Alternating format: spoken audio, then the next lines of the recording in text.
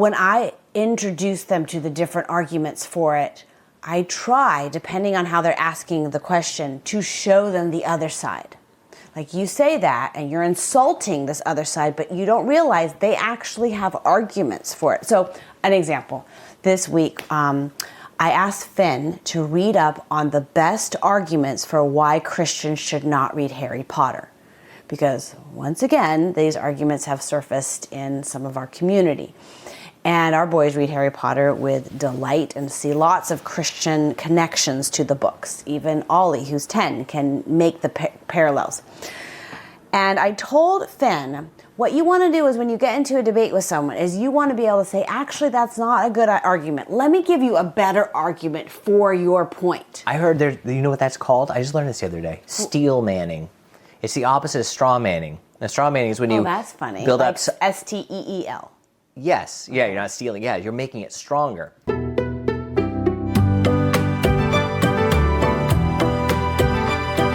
Welcome to our back porch.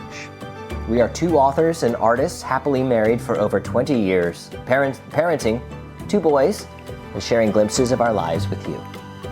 Lean in and listen to our unedited conversations as we share on art, parenting, politics, culture, and how our Christian faith colors it all. I'm Dale Fincher. And Jonalyn Fincher, my wife, is here with me, and this is our back porch conversation. Today's conversation is about why we need to wrestle with things before our kids wrestle with those same things. Jonalyn, you're nodding ferociously. Why does this topic resonate with you? Well, I was thinking about how generational sin works. You know, the idea that the things that your grandpa struggled with, that your dad struggled with, and you're going to struggle with. And every generation, we are given a chance to invite God into our lives, to love Him, and ask Him to heal the generational sin that is sometimes thousands of years old in our family line. And as we wrestle with those questions and find answers, we can tell our sons or daughters, you know, I struggle with that, you're going to struggle with that, and your grandpa struggled with that. And this is how each generation has dealt with it a little differently. And let me tell you how I worked that out. Yeah, I think that's really good. Our kids obviously have to see, not obviously, but the more our kids see that we have struggled with things, the more we have to offer our kids and the more normal it feels to them. That's the way it has been in my life. I mean, I remember growing up and bringing all sorts of questions and struggles. First of all, because I never heard about certain struggles, a lot of struggles in my family, because it was a very practical family. And everybody overcame their struggles and they didn't talk about them. So you never knew what people struggled with or what they didn't with. So there was a sense of like, almost like a hiding or a shame around even having struggles. And by struggles, it could be moral, but a lot of, it could be intellectual. It could just be, I'm puzzled about where I fit in. Like, well, you should fit in. You should be making attempts to fit in. If you don't feel like you fit in, maybe there's something wrong with you, The other side of it was, there were no answers sometimes, often in my family. I was raised by my mom, mostly, and she was a practical lady. So when it came to talking about what I came to later learn were philosophical questions or theological questions, she didn't have answers for a lot of them, even as a student of the Bible. She could answer Bible facts, Bible trivia, but when it came to like, what does the Bible think about this particular thing? If she couldn't find it in a Bible verse, it was like, I don't know. The Bible didn't talk about it, so it doesn't bother me. And yet, from the little bit I got to know your mom, she had already had cancer at that point, and she was in her last years. She was wrestling with some emotional health and finding out how important it was to root out your defects of character. And she was learning how to be honest and confess the places she had been hurt in the past. And she modeled to me someone who had wrestled with disappointment in life, much more, honestly, than anyone I knew in my family of origin. And in the places your mom finally did get honest and struggle with in her last years, she had a profound influence on you and I, and how we devoted our nonprofit Soulation into more than just apologetic answers, but soul care and spiritual formation. I agree with you. I think of that as my mom 2.0. Not the mom that raised me. That's not the mom that raised you. It was this totally different, similar, but a deeper woman. And the question that always comes up for me is, would she have wrestled with those things if she hadn't had cancer? I know. I don't think she would have. Not until something addressing her mortality would have addressed it in a different way. And she had also the catalyst of helping a family member work through addiction. So she was learning the tools that this other family member was learning as an addict, and she's like, oh my goodness, these apply to me. And because I have cancer and mortality is facing me, time to get honest. I have nothing to lose. Right, but she engaged with this family member who was addicted in a way not even that family member's own parents engaged. Yeah. She used her faithfulness, her steadiness to obey God, and that drove her into this drug rehabilitation program to learn not just to help this family member, but for herself. Yeah. And that willingness to put herself in new learning environments is something I see in you. And that's something our boys also benefit from. And actually, it's really directly related to this. I'm willing to wrestle with things that bother me. And that's kind of what I want to make sure our listeners are hearing from us, is that there are going to be questions that bother each person, and they're going to be a little bit different. I wanted to ask you about that as we jump in. Yeah. I agree. We're just a few minutes into our podcast, so I know that I definitely want to get to what you're saying. But Am I jumping the gun? Is there something else you want to say before? Yeah, I want to say that why do you think a lot of people are don't wrestle or are afraid to wrestle?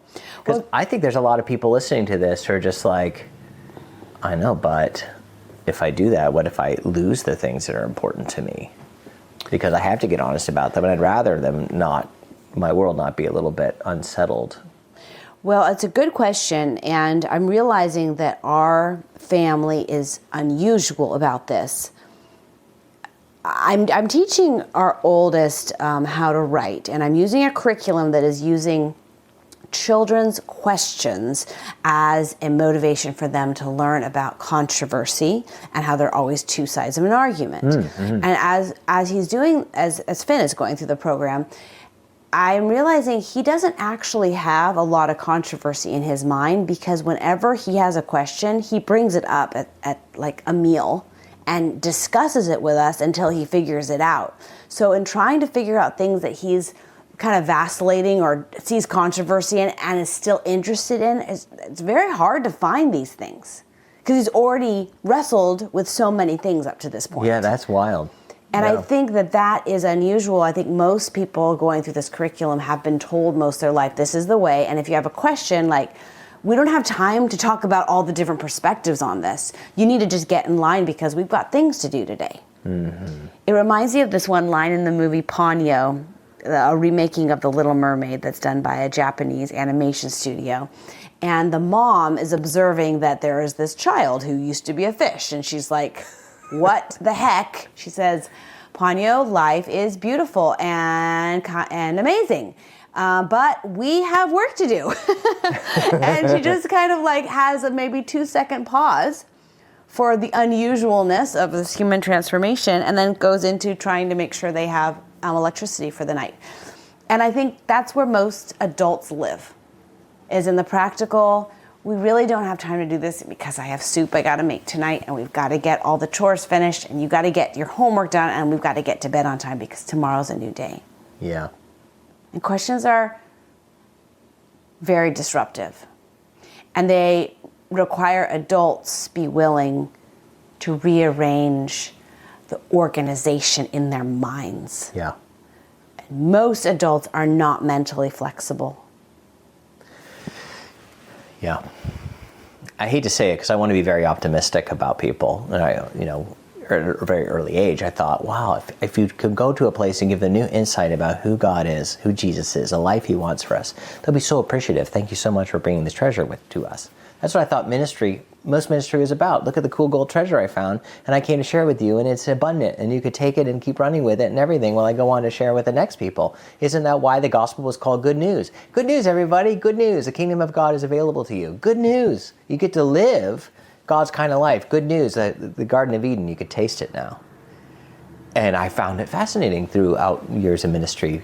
How many are like, oh, no. I found a Bible verse that doesn't really apply to any of this, but it's my security blanket to make sure I don't have to listen to what you're doing. And oh, that sounds like one of those controversial things. Or you sound like one of these other kinds of pastors that don't believe the gospel anymore. And all these different reasons and excuses not to pause and consider and look at the text and look at the logic of the life of God. I remember talking to a couple about roles in marriage once, and how so many roles in marriage really aren't articulated in the Bible the way we think they are. And the answer was, if I were to struggle with that, if I were to really think about what you have to say, which sounds good, they were implying this sounds good. I was talking to the woman of this marriage. If I had to do that, I think it would wreck my marriage. So I'm not going to consider this anymore. And I thought, wow, that reminds me of how F.W. Borum, that's where I first heard the idea of how the slaves resisted being set free after the Civil War. Because it was scary to find freedom, even though freedom is the truth was leading them that way. You can now be free. You now get to make your own choices, and how hard it was. I know already make my own choices. I haven't lived a life where I know how to make my own choices. And he equated it to a canary in a cage. And he says, you know, if the owner of the canary leaves the cage door open, the canary that has always been singing songs of freedom inside the cage will now get to experience freedom on its own. But the canary never built the muscles to be a free bird, a wild bird. And he says he's walking down the street and he knows that canary. He sees through the window the open door of the bird cage, and now the canary is sitting on the tree branch, and out the corner of his eye he sees the cat watching the canary around the corner of the building. And he says that canary will be dead by nightfall, because the canary never developed the muscles of freedom. It wanted it, couldn't do it. And I think for many, this idea of wrestling we're talking about is about wrestling towards freedom, to be capable of freedom. And every time we wrestle with something, we start solidifying an answer or a new habit, a new way to live, a new way to have our relationship, changing that dance a little bit. Our kids understanding more and more what reality is, this world that they were born into. You're actually getting closer to freedom, because knowledge actually brings about the freedom that we're built for. That's what wrestling is for me. Well, it's interesting you bring up the canary and the cat, because I have the same fear for our cats, is that if we don't introduce them to the outdoors, they're not going to be able to hunt. They're not going to be able to survive just the predators in our forest and the car predators in our front yard. I'm mostly worried about the cars, I know. Yeah. How do you teach animals not to go in the street? I wish I knew how. But I think it's interesting you bring up the word, the mental strength, and I brought up mental flexibility, because these are physical metaphors we're talking about, and we know very, very much how much work you have to do to keep your body pliable and flexible as you get older. And I think the same needs to be done for your mind and your worldview. In fact, even just the last 24 hours of our lives. This wasn't planned for this episode, but you went to an event politically that was putting yourself square in the face of the opposite views of what you hold to politically, to get into the shoes of the other side, see if you could make any strides in speaking up for the truth and trying to understand their messaging and their arguments, and see if it's what you have always heard. And I also have put myself in a place this week, going to a public school, of experiencing things that are out of my norm. Intentionally making friends and putting ourselves in places that stretch our mind. Yeah. And we do that even with each other. So. And I want to say, I don't go to those places with my chest out and my head high No, you going, do not. I have arrived. I'm making a presence. I'm more like, No, I don't think anyone's thinking that. no. It's a No, I know that. Okay. I'm not saying that I don't there's think any that. type of blame. I don't think you're doing that going Okay. to, the public school helping Billy with his harp. I'm just saying it's a metaphor for how wrestling works. You don't walk into wrestling like, I'm here to wrestle with this idea today. It's more like I'm kind of showing up Tentative. to wrestle. Yeah. I'm tentative. I'm kind of tiptoeing in. I'm sitting in the back. I'm getting acquainted Yes. with the idea and the new experience Yes. and what this could mean. And some people do love to like run in with a bulldozer and be like, No. let's figure the whole thing out. And I haven't No. found that wrestling We don't works. do that. Neither one of well us do that. And for maybe me. wrestling isn't the right metaphor. I mean, I actually haven't ever personally wrestled. But I do know if I see like jujitsu, when they come together, they're very guarded in how they first make contact. And that's an important posture to talk about, because when Finn or Ollie bring up an idea that you and I have thought through, when I introduce them to the different arguments for it, I try, depending on how they're asking the question, to show them the other side. Like, you say that and you're insulting this other side, but you don't realize they actually have arguments for it. So, an example, this week, I asked Finn to read up on the best arguments for why Christians should not read Harry Potter. Because, once again, these arguments have surfaced in some of our community. And our boys read Harry Potter with delight and see lots of Christian connections to the books. Even Ollie, who's 10, can make the parallels. And I told Finn, what you want to do is when you get into a debate with someone is you want to be able to say, actually, that's not a good argument. Let me give you a better argument for your point. I heard you know what that's called? I just learned this the other day. Steel manning. It's the opposite of straw manning. And straw manning is when you that's funny. build like up... STEEL. Yes, yeah, you're not stealing. Yeah, you're making it stronger. Because a straw man argument is one in which you take your opponent's argument and you set it up a fake argument and so you can burn it down. Yes. Steel manning is saying, let me make your argument stronger. I love that phrase. And then, I like that phrase too, and then show how their best argument, Even their steel man is wrong. You have an answer to it. Yeah. And I'm bringing this up, why? Bringing this up because I want our boys to see me actively engaging new ideas with this posture. Oh, I've never thought about that before. That's an interesting argument. What about this? What about that? So that they realize you don't have to come out of the gate with a hard-headed, well, that's stupid. Because they're in that stage, both of them right now. All the stuff that's different or new or I've never heard that before is like, let me show you how that's wrong, rather than, okay, just entertain it for just 30 seconds. Yeah. And there's two, I find in general, even in looking at myself, there's two reasons why I would respond with that exact same kind of posture. One is I think I'm above whatever that argument is. And so it's like a sense of ego or arrogance. Oh, if you say like that's stupid. Yeah, that's stupid. Mm-hmm. But another one, and I think this is the more popular one, it certainly is the one that's more common with me, is that I'm afraid they're right. And so it's easier for me to be dismissive. Oh, that's just silly. I can't believe you even hold that view. And because the truth is, I may not have a good response for that view, that idea yet. I may know it's wrong, but I may not know why it's wrong. And instead of having that curiosity, see, when we are standing on solid ground, it's so much easier to be humble.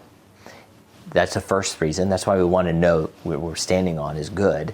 But it also allows you to enter in with the discovery with another person without feeling threatened. Because that fear response is a fear of being threatened. You feel like prey in that moment, and that other person's ideas are the predator. But I think if you can respond with humility, be like, oh, let's explore that for a little bit. I haven't heard that before. Completely unthreatened. It actually helps you go a lot further in understanding it. But that also builds some trust with the other person. And maybe, just maybe, he'll want to hear something you have to say.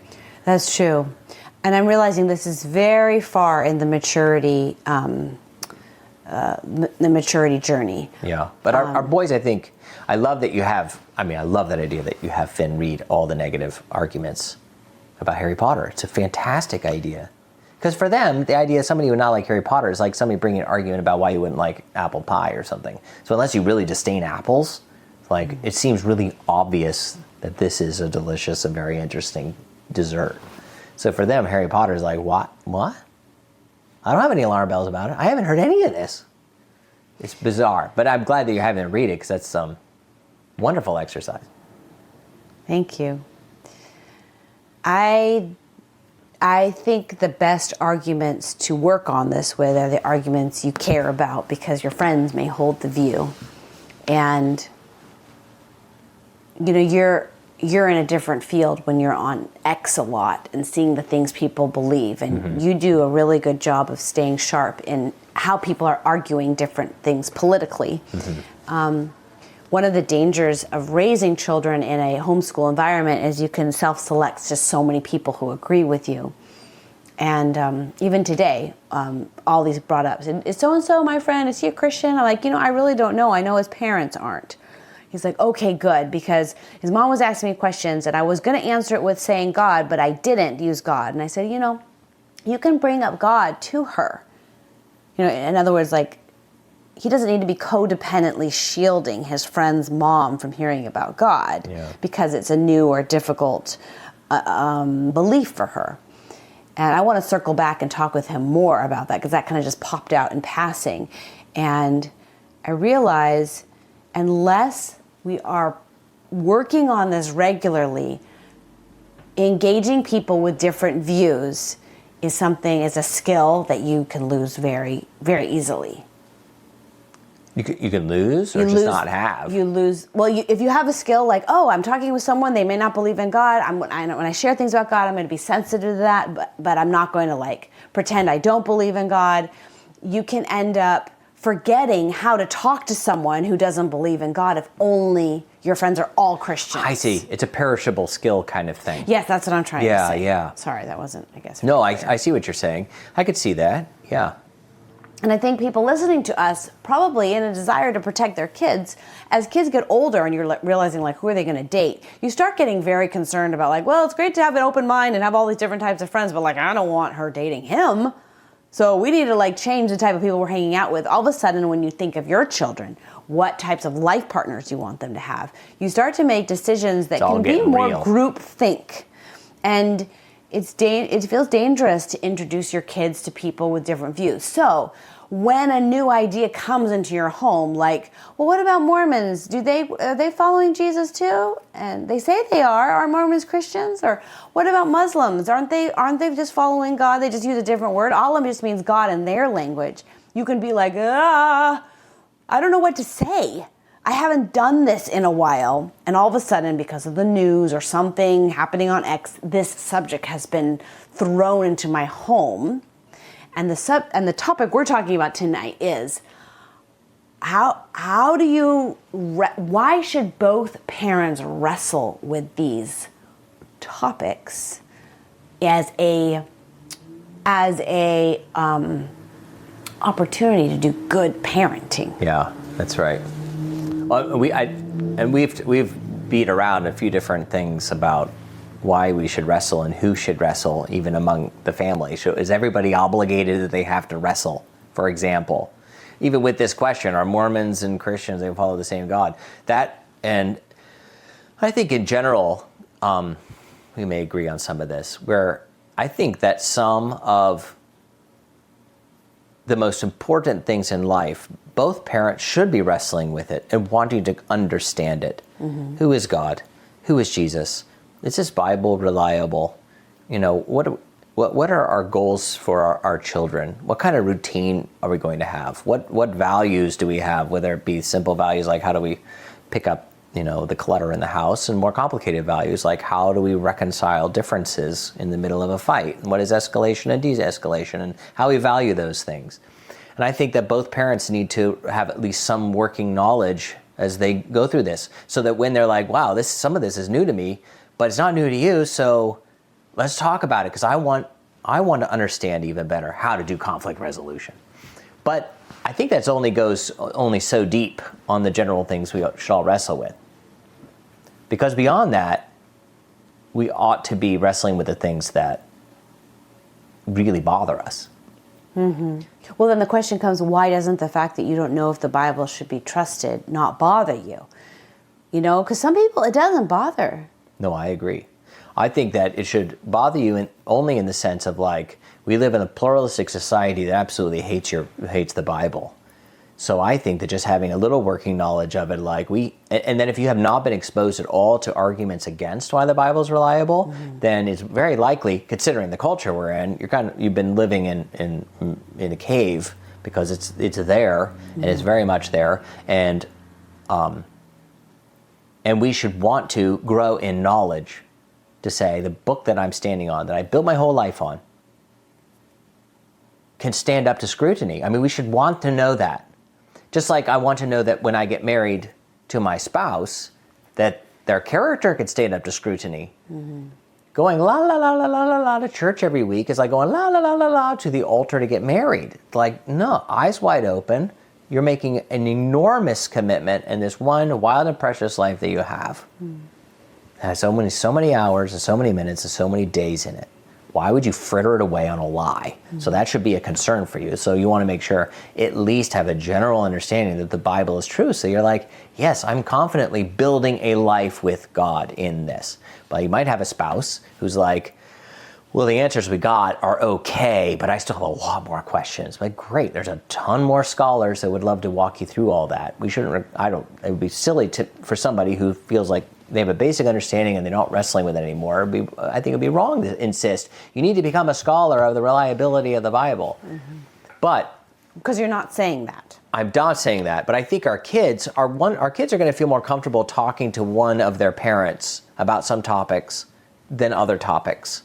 And so, having a basic understanding overall of a wide range of things and what makes a good life and why we live the life that we live is good for both spouses to have, because you never know.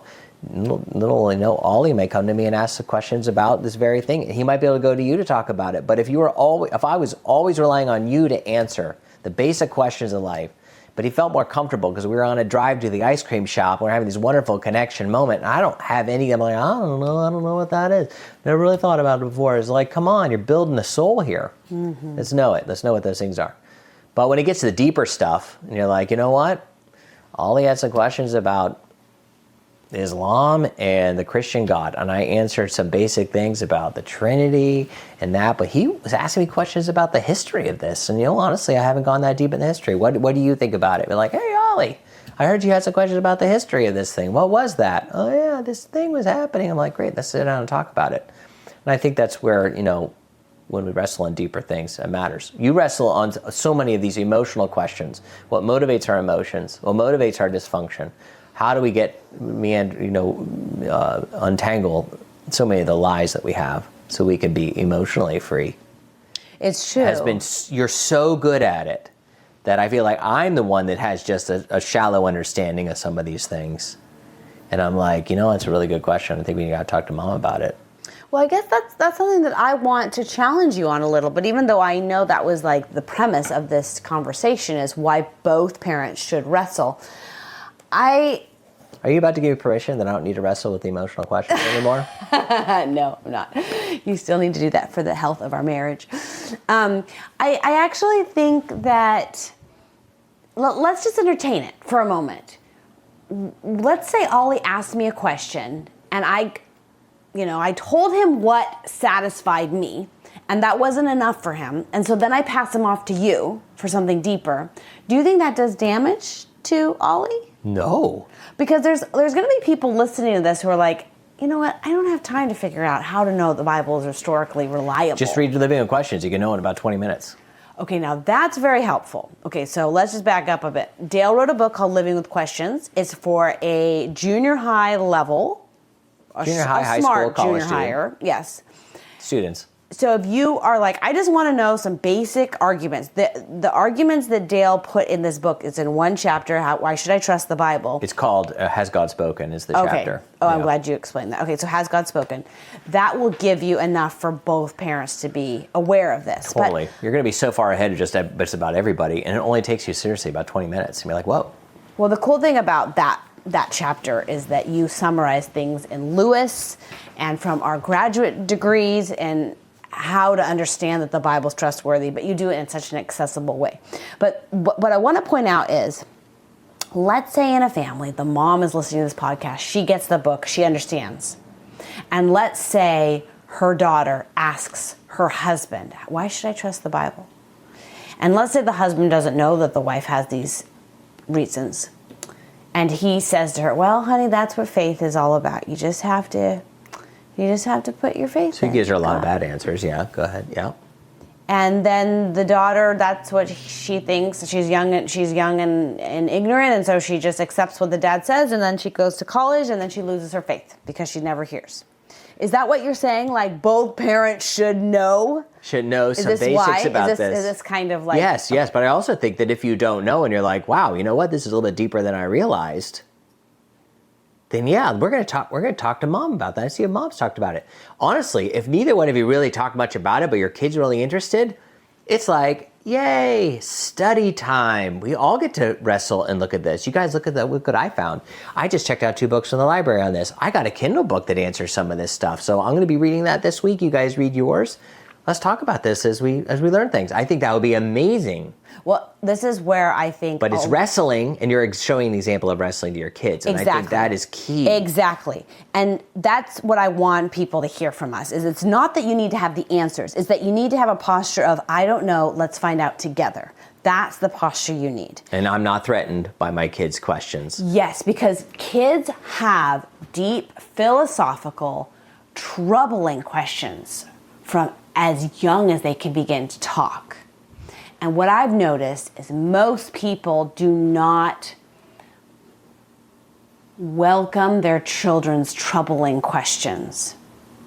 Like I said at the beginning, it's disruptive. So most children have learned to silence part of their hunger because they want their parents to not look so uncomfortable when they bring up these questions. Wow. And that just makes my heart so sad. Yeah.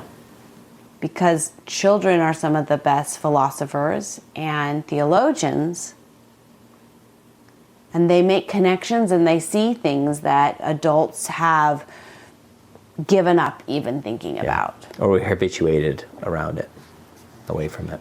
Yes. And they are good at philosophy and theology, not because they're brilliant, but because they're taking the world as it is. And they have less to lose, so they can ask things or make connections that adults know they don't even let their minds go there when they're relaxed. Yeah. And the hardness and the closed doors starts to show in adults' lack of flexibility with thoughts. And I can see it when we get together with friends, because as we try to make friends, we are always looking for mental flexibility among our friendships. Yeah. And sometimes we'll have conversations, be like, wow, one of our best compliments of new friends we meet, wow, they're so open. Mm-hmm. They're open to entertaining new ideas. They didn't shut us down. They didn't shut their spouse down. They were open to kind of following the train of thought where it would lead and see what happens. That's a very rare quality in adults. And openness, I mean, the beginning of openness is listening and being attentive to what they're saying, asking them questions about it. Even if I already know what they're talking about, and even if I disagree with it, I think asking questions about it, let them kind of go along their train of thought and asking them some questions and seeing if you could lead them to a destination that you know of. Mm-hmm. You're saying with your children or with your friends? Children or with your friends. Yeah. And wait for that opening or to be like, oh, my view? Yeah, I thought something about this. I probably would go this direction rather than that direction on it. But I see what you're saying. I hear what you're saying. Yeah. People do appreciate that. Well, it's because most people aren't ever really heard deeply. And that's maybe what's behind this issue with parenting is we want to hear our children's questions deeply. We want their questions to be, at least for me, I'll speak for myself, I want Finn's questions about how he's going to use his powers of creativity in this world to marshal and command all of my creativity and capacity into how do I help him become a better man? How do I use my connections and my skills and my gifts to help answer his questions that keep him awake at night? So that his questions become, for a season, just as important as my own. I agree with you. I mean, a lot of his questions, especially questions about the future, which Yeah. are things that we can't even know, Yeah. are, I very much take on his questions and make them mine. You do. I do. I'm like, okay, I know that he needs to network with this and this and this, but I don't know where this and this is. I know there's some companies we need to talk about or Right. get internships with, or how do we research that? But Right. a 15-year-old struggles to research that. Like, where do we even begin? Right. He has a couple of ideas, but because of so much experience that we have, we're like, this is a field I don't know anything about, but I guarantee you, what you're finding is 2 solutions. I'm already seeing 30 because I have life experience. Yes. And so I'm going to Yes. marshal, I like that word, marshal. Thank I'm going to you. marshal all of my Probably troops. because I'm reading military history books. I'm going to marshal my assets together to make sure that I'm giving him a leg up. And Right, that's and what not- parenting is supposed to be and about. not assume that if I just get him into a good college, he's going to have this taken care of, because college is not going to do this for him. So many people graduate from college and then just go on to their postdoctorate or postgraduate work because they have no clue what they want to do with their very lives. true. And there's a lot of room in this world for people who are very smart but just want a paycheck and a fill in this blank job. And there's so many corporations and governments that will use people like that, but those people will never be fulfilled in doing what they are uniquely called to do. Yeah. I'm not saying you can't have a fulfilling job as a government employee or a corporation employee. I'm just saying Well, it's debatable. you'll end up in jobs that were about making you feel secure, not giving you a sense of purpose. You're accomplishing other people's purposes.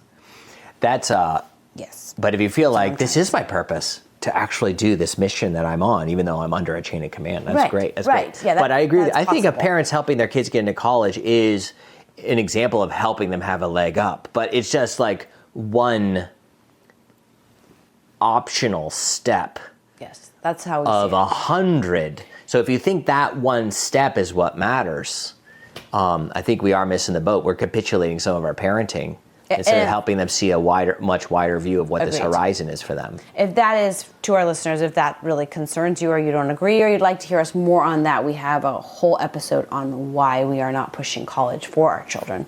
And you can go back and find that. It was relatively recently. That's right. Something I did want to bring up is, When parents disagree. yes, how valuable it can be to share. Now, Dad disagrees with me on this. Dad says XYZ because of ABC, and I take a different view because of my reasons. And yet Dad's very smart, so he might be right about this. Just sharing a different perspective with that kind of respect allows, I think, a child to know, oh, you can disagree about things and still respect each other, still like each other, and even change your mind. And still have ice cream together. Yeah, that's really important. That the parents that the things you disagree about, that you both can articulate why you disagree without being kind of annoyed by it. Yeah. Oh, here's something else that's important, is if children are facing, as they become adults, like teens, questions that you haven't answered for yourself that like make the little like dashboard of your emotions go, woo, that's scary, or I don't know about that. Like for me, because I have such a history of dealing with and facing sexual issues in my past, when my boys bring up sexual stuff and I'm like, okay, how do I help them? How do I show them what modesty and integrity looks like? How do I show them what chastity looks like? If I am anxious when I'm answering their questions, if I can just admit, I'm anxious about this question, but I'm going to take care of my own anxiety and tell you this is a really adult question you're asking. Mm-hmm. Many adults don't have this figured out. Now, that's where a lot of parents stop. They just announce because they haven't figured it out. Many adults don't know that. In other words, stop talking about it, kid. This is like freaking me out. But I think you should say more. Many adults don't have this figured out, comma, I'm so proud of you for caring about this subject now. It's not about you and your emotions, it's about them and their curiosity. And how fantastic that they're ready to outgrow you already. And give them the wings to fly beyond you, and don't be threatened by that, and say to them, let's talk about how we can find an answer to that. Well, have you tried this? That didn't work for me either. Well, here's a book I read I haven't even finished. Maybe it would help you. Or I know someone who's actually an expert in that. You want me to send them a text and see if they could give you some recommendations? How loved then does your kid feel, even if they can't articulate that? But just affirming that they're growing up, that's a huge affirmation for every kid. You're growing up. I remember the first time we told Finn that we thought he was good. He's like, you think I'm good? And I was like, I failed him as a parent. He doesn't think he's good. He was young. It was like, I don't know, 7 or 8. And I remember thinking, you told him many times he was good, but he is one of those curious kids that doesn't hear things. Yeah, that's true. But he heard it that time. He heard it. And it's been something I try to repeat. Every note I write him, and every time I give him a good compliment, you're such a good soul. You know, flying in the face of all that fundamentalist, hurtful theology that says there's none good, not even one. You're just a sinner. You're all dirty rags. He is a good kid. I told the boys, both of them as they've grown up, I said, my job for you when you were younger, like before you're 10, is to help train you to be good. And I shared this with Finn on his 10th birthday, and I've shared it with Finn and Ollie together, so Ollie's heard it too. But there's something about when you have your oldest, you're like trying to figure out how do you make these little milestones or these little ideas or these little ceremonies, whatever. Oh, like coming of age, getting... Yeah. I said, but now, not only do we focus on that, that's good, and you're becoming a good kid, and you know what goodness is, and you know what it tastes like, and you know that we like it. But now, for the next 10 years, we're also going to focus on being wise. Those are the two things you need to be an adult who can stand tall in this world, to learn how to be good, learn how to be wise. And that was just my little breakdown of working with them. But it gives them that one thing to focus on. And we talk about what is wisdom. It's like you have to understand things in order to be wise about it. And now we have a choice to make, but let's understand our choices.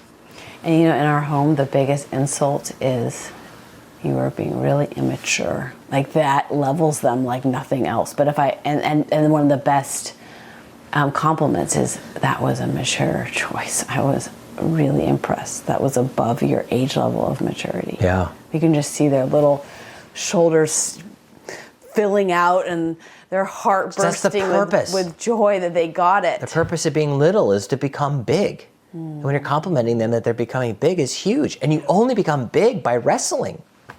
That's right.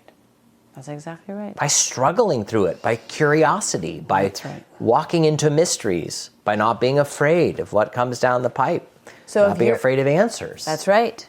So if you're listening to this and you're thinking, wow, I want to be like this, how do I grow in this? I recommend you take a page out of Dale's book, Living with Questions, which is the name of his book, and ask your kids, give them a week if they need it, and give them a note card and say, what are the 2 questions you have in life, such that if these questions were answered, your life would be a little bit easier. And then have them write down their questions. I love that question. And if you're anxious about what they might write down, grab Dale's book, Living with Questions, because he'll at least give you some answers that they can live into for some of the top questions. Is God there? Does God exist? Is the Bible trustworthy? Why should I want to go to heaven? How do I know what's true? How do I know what I can trust?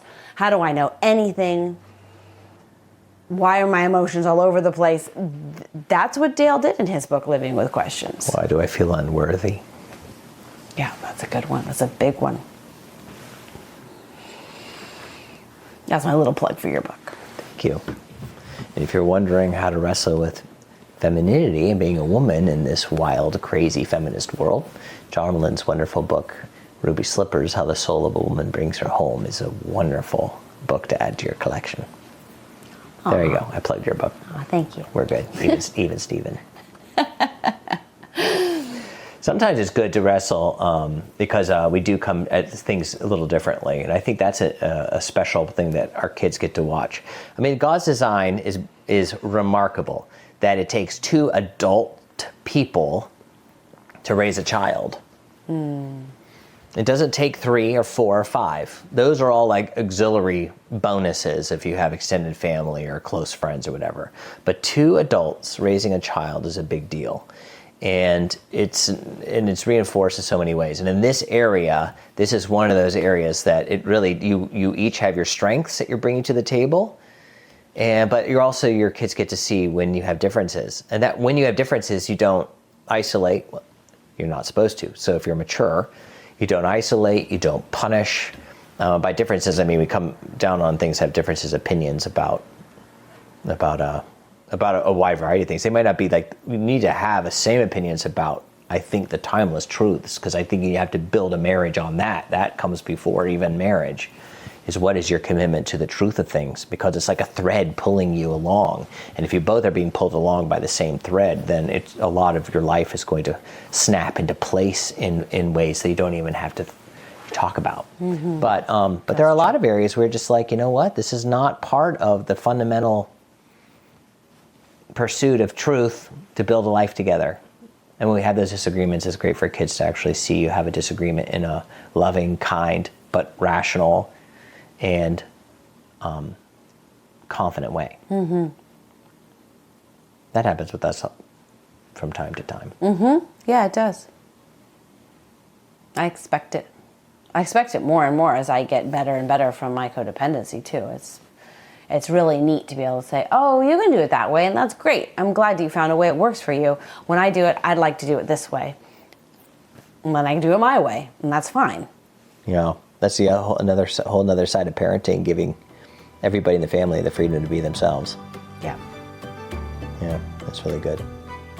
Well, should we wrap it up here? Yep. Okay, cool. Great.